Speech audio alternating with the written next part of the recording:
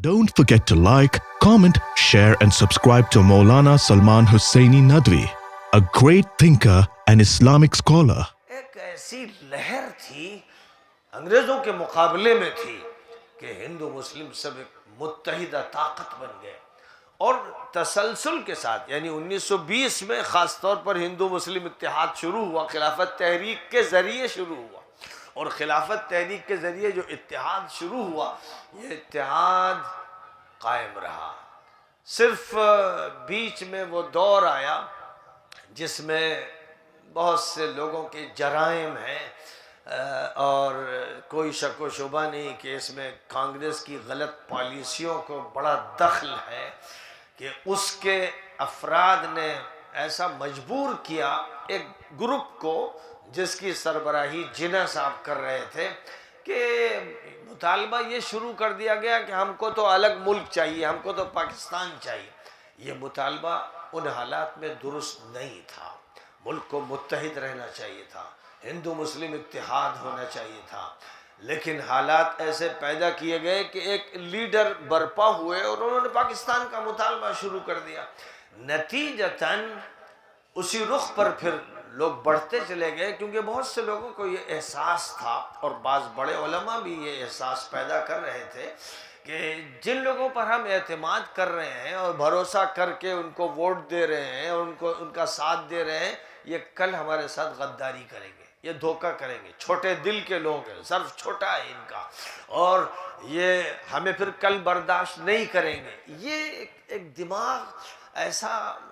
بنتا چلا گیا اور یہ احساس پھیلتا چلا گیا کہ مسلم لیگ کو زمین پر طاقت ملنے لگی،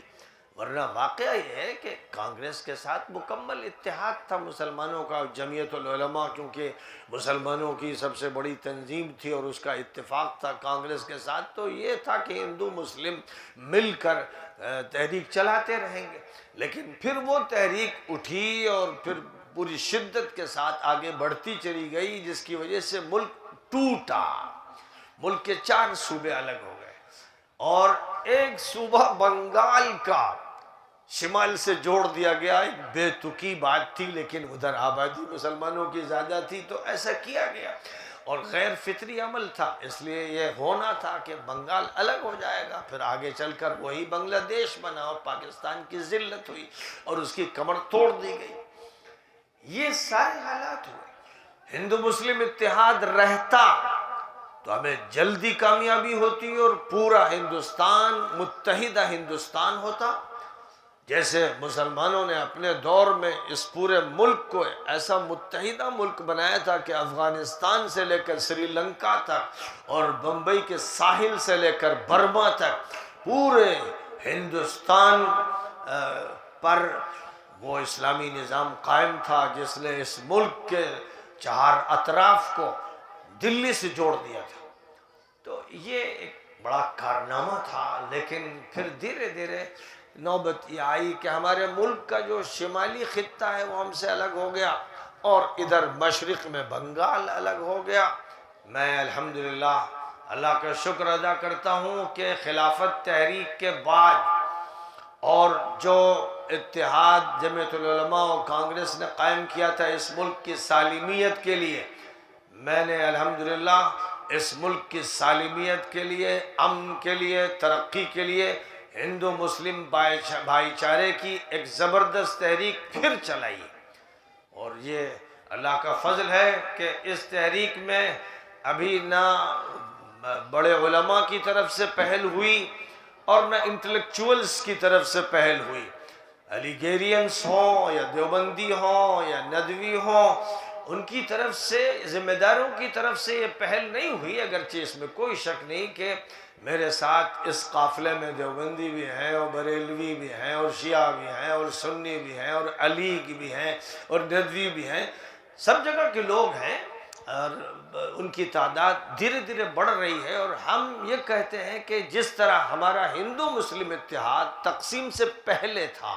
اور آزادی سے پہلے تھا، ہمیں دوبارہ وہ اتحاد چاہیے، کیونکہ یہ ملک دوبارہ غلامی میں ڈھکیلا جا رہا ہے۔ اس ملک میں دوبارہ وہ مظالم ہو رہے ہیں جو انگریزوں نے کیے تھے،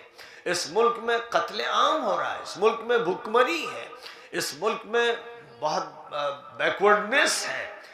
بات کہی جاتی ہے شائننگ انڈیا کی، لیکن شائننگ انڈیا دلی کے ایک علاقے کا نام ہے، بامبے اور مدراس وغیرہ بڑے شہروں کے ایک علاقے کا نام ہے. باقی دلی کے ان محلوں میں چلے جائیے جو پرانے محلے ہیں تو وہ شائننگ انڈیا نہیں ہوگا بلکہ ڈارک انڈیا ہوگا، اور بیکورڈ انڈیا ملے گا آپ کو، دلی میں ملے گا. ایسی گلیاں، ایسے تنگ علاقے اور ایسے جھکتے مکانات اور ایسی تباہ کاریاں کہ الامان الحفیظ، آدمی وہاں سے بھاگنا چاہے. یہی صورتحال بامبے کی ہے اور بڑے بڑے شہروں کی ہے کہ ایک طرف ملٹی اسٹوری بلڈنگیں ہیں اور ایک طرف انہی کے فٹ پاتھ پر کچھ اس طرح کے لوگ پڑے ہیں جو غربت سے بدحال ہیں، اور جن کا یہ حال ہے کہ کبھی اس کی بھی نوبت آتی ہے کہ نالی کے پاس سے کیلے کا چھلکا نکال کر کوئی سنکی یا پاگل یا غربت کا مارا ہوا اسے کھا رہا ہے. کوڑے سے کچھ عورتیں کوڑے سے گئی ہیں تلاش کرنے کہ کوئی کام کی چیز مل جائے تو اسے استعمال کر لیں. یہ بڑے شہروں کا حال ہے. اس لیے شائننگ انڈیا جو کہتا ہے وہ دھوکہ دیتا ہے، وہ دجل و فریب کرتا ہے. کہیں کہیں کچھ علاقے ہیں جو شائننگ ہیں، لیکن زیادہ تر علاقے اور بالخصوص دیہاتوں کے وہ بہت ہی بیکورڈ ہیں، اور وہاں پر بڑی جہالت بھی ہے، ساری خرابیاں موجود ہیں. تو اب اگر ملک کو پھر سے ترقی دینا ہے، آزاد کرنا ہے، ملک کو امن دینا ہے، تو راستہ اس کا یہی ہے کہ ہندو مسلم سکھ عیسائی جتنے بھی یہاں پر مذہب ہیں، جتنی برادریاں ہیں،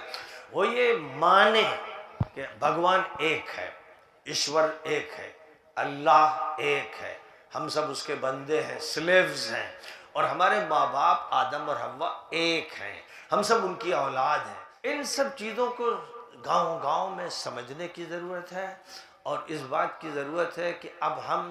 دوبارہ ایک تو اسلام کی بنیاد پر دنیا بھر کے مسلمانوں میں اتحاد کی تحریک چلائیں، اور دوسری طرف انسانیت کی بنیاد پر ہندو بھائیوں کو، جینیوں کو، بدھسٹوں کو اور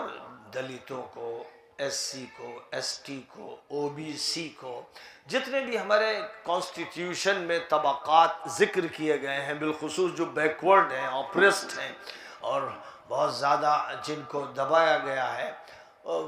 ان سب کو ہمیں جوڑنا ہے اور ایک بھرپور اتحاد پیدا کرنا ہے. اتحاد کی یہ تحریک چل رہی ہے الحمدللہ، سیاسی سطح پر بھی تحریک چل رہی ہے اور سماجی سطح پر بھی تحریک چل رہی ہے.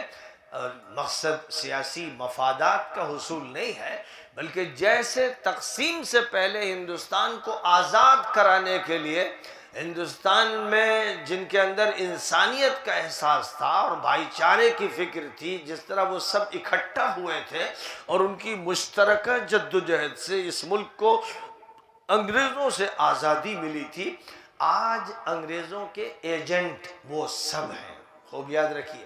میں کسی کا نام نہیں لینا چاہتا، وہ سب انگریزوں کے ایجنٹ ہیں جو ہندو مسلم تفرقہ پیدا کرتے ہیں،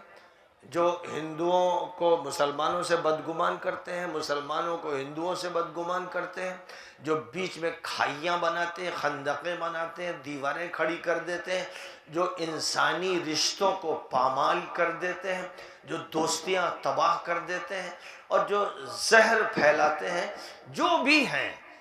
نام ان کا آپ جانتے ہو تو ٹھیک، نہ جانتے ہو تو جان لیجئے، کیونکہ واقف رہنا چاہیے کہ کون ہے جو ہمیں زہر کھلا سکتا ہے، کون ہے جو ہمیں تباہ کر سکتا ہے، جاننا تو چاہیے. لیکن جو بھی یہ کرتا نظر آئے، جو بھی ہندو مسلم نفرت کی بات کرے، جو بھی بھائی چارے کو توڑے، جو بھی کسی کو سائیڈڈ کرے کیونکہ وہ مسلمان ہے، جو بھی کسی مسلمان کی دیانتدارانہ امانتدارانہ بات نہ سنے، جو بھی ٹارگٹ کرے کسی بھی طبقے کے اور کسی علاقے کے مسلمانوں کو، چاہے وہ آسام کے ہوں یا تریپورہ کے ہوں یا کسی بھی علاقے کو، جو بھی کسی ایک آدمی کو گھیر گھار کے اس پر وار کرے، جس کو موب لنچنگ آج کل کہا جا رہا ہے، کہ ایک پوری بھیڑ جو ہے وہ اس کو نشانہ بنا لے، جو بھی یہ کرے وہ ملعون اور بدماش انگریزوں کا ایجنٹ ہے، وہ شیطان ہے، وہ ابلیس کا پروردہ ہے، اس کو پہچان لیجئے۔